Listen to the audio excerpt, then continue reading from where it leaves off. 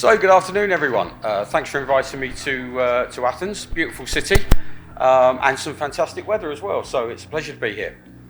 So I'm going to talk to you today about pay-as-you-go through implementing modular UPS. So we're going to cover the CapEx-OpEx balance, UPS basics, fixed v modular, the logical next steps, and as I like to follow everything up, a basic conclusion.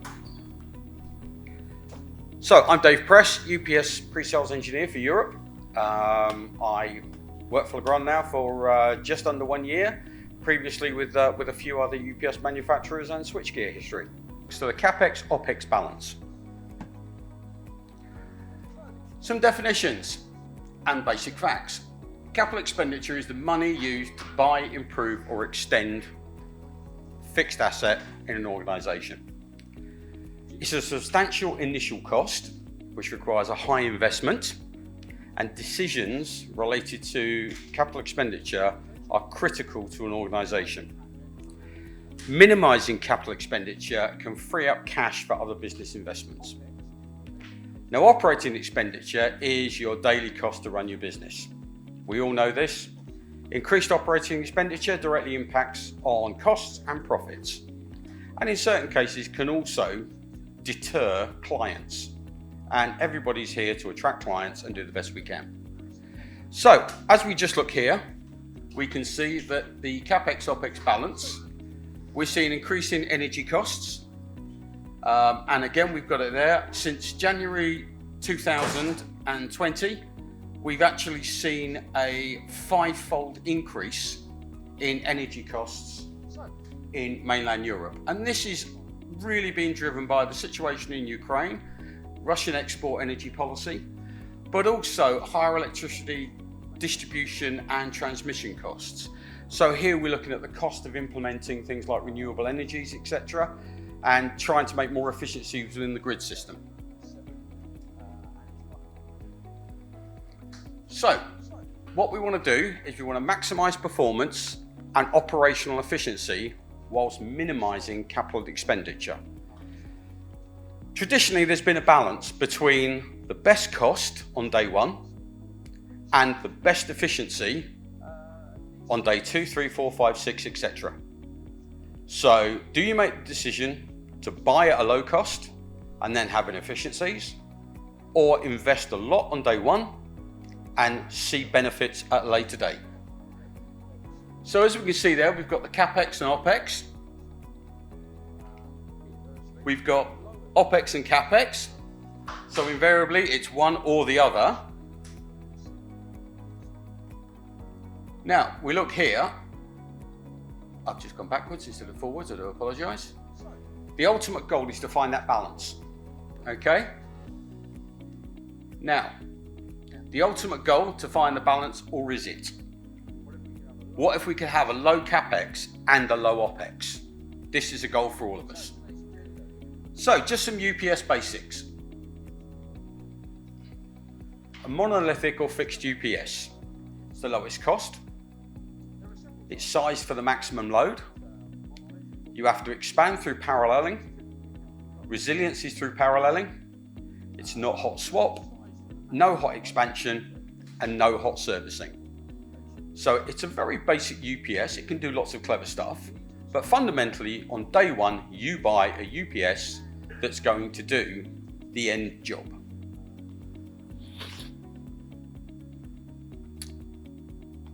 Again, I keep pressing the wrong button, I do apologise. Modular UPS or scalable UPS. So typically this is a higher cost on day one. It's sized though for a phased expansion. You can expand it by adding power modules. You can have N+1 resilience through redundant components. You can have hot swap, so you can change modules out. You can expand it while the system's live, and you can service it while the system's live. So just looking very basically, how do we get hot swap and expansion? So typically we would, in Legrand, use a product which will have an IO module on there. So we'll have an input-output base module, and then in addition to that, we will bring IO modules in. These IO modules have all the cabling put in for expansion, okay, but effectively the IO module is an isolator. So then we can bring in additional power modules and then just turn the isolators on. And bring in more power modules, turn the isolators on. This is all done while the system's running. Okay, so there's no taking the system offline at all. So, the pay-as-you-grow model. Okay, just going to demonstrate what we're trying to do here between fixed and modular. So we have a data center. We've got a phase one, we'll say 600 kilowatt. On day one, we're looking at a 200 kilowatt white space fit out. The typical load on the UPS is 50%. Okay, so with a fixed UPS, we're sizing it for the final load of 600 kilowatt. The UPS is running at 16.67% of its total capacity, which is about 93% efficient. So what we're seeing there is we've got a low capex or a high capex expenditure there because we're actually buying a 600 kilowatt unit and a very high operational expenditure. Whereas on the modular one, on day one, we're putting in 200 kilowatts. So we're not putting 6, we're putting 2 in. The UPS is running at 50% of its total capacity, so it's running at 97+% efficiency. So in this case, on day one, our capital expenditure is very low because we're only putting in, and again, I'll have to go back because it keeps jumping. So on day one, we're putting 200 kilowatts in. The requirement is for 200 kilowatts. It's a low capital expenditure, a low operational expenditure because we're running at 97%. Phase two, okay, we're now up to 400 kilowatt. So we're building our data center. They're not static. Data centers move, you expand them, you increase the size. So now if we look at the 400 kilowatts, the UPS is running at 33.34%, which is about 96% efficient. But the modular one, we've added an additional module, and that's all we've done, expanded the size of it. It's running at 50% of its total capacity before. It's 97% efficient. So although we've stayed the same on the capital expenditure on the phase two, and we've had to spend some more money to increase that on the modular, we're still seeing a much lower operational expenditure, and the investment to expand is a phased investment. So you're running revenue from day one, which will fund the expansion in year 2, 3, 4, 5. So, complete white space fit out now. Nothing has changed for the fixed unit, except now it's running at 50%, it's 97% efficient. The modular unit, again, running at 50%, 97% efficient. The difference here though is that we have an additional cost on modular. But because you've been running your data center for a number of years, you've been generating revenue, it's not an initial investment, it becomes an operational investment to expand it. So again, you're spreading the cost. So you're producing revenue and not having to find additional capital expenditure.